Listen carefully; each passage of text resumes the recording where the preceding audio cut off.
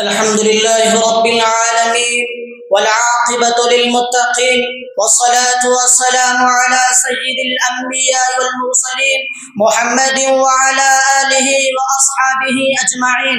أما بعد، فقد قال الله تبارك وتعالى: أفحسبتم أنما خلقناكم عبثا وأنكم إلينا لا ترجعون.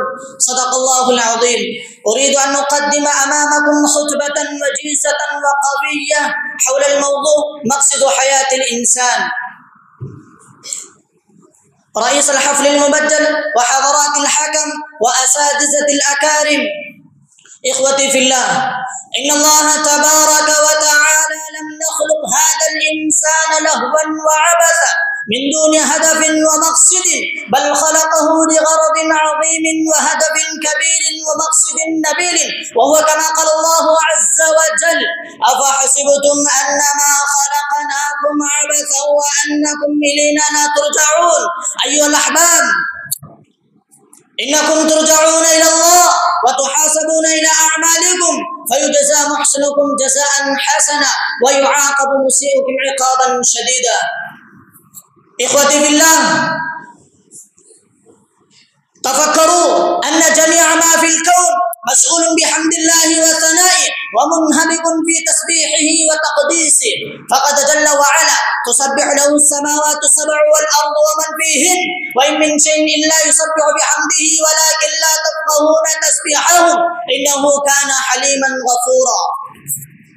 ولكن يا للعجب ويا للأسف، إن الإنسان ميز بميزة العقل من الله تعالى، وأعطي ما أعطي من النعم الوافرة والآلاء المتواترة صباحا ومساء ليلا ونهارا، مع ذلك كله هو في إعراض عن تسبيحه وتقديسه.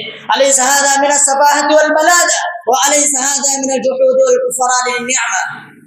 إخوتي في الله، إن الإنسان ينخدع بمباهج الدنيا وزخارفها كأنه يبقى خالدا فيها وكأنه لا يرجع إلى الله، فيقول القرآن تنبيها لهذا الإنسان ويسأله: أفحسبتم أنما خلقناكم عبثا وأنكم إلينا لا ترجعون.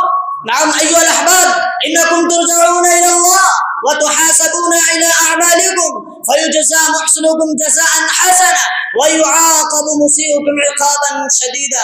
فقد قال الله تبارك وتعالى: إن تكفروا فإن الله غني عنكم ولا يرضى لعباده الكفر وإن تشكروا يرضه لكم ولا تزر وازرة وزر أخرى ثم إلى ربكم مرجعكم فينبئكم بما كنتم تعملون إنه عليم بذات الصدور. من هنا يلزم على كل إنسان أن يفكر في مقصد حياته ويستعد لما بعد الموت استعدادا كاملا حتى لا يندم أمام رب العالمين يوم الجمع من الأولين والآخرين. أخيرا ندعو الله أن يجعلنا من عباده الصالحين ويحشرنا في زمرة الأتقياء الأبرار، آمين يا رب العالمين. أقول قولي هذا فاستغفر الله لي ولكم ولسائر المسلمين من كل ذنب فاستغفروه إنه هو الغفور الرحيم.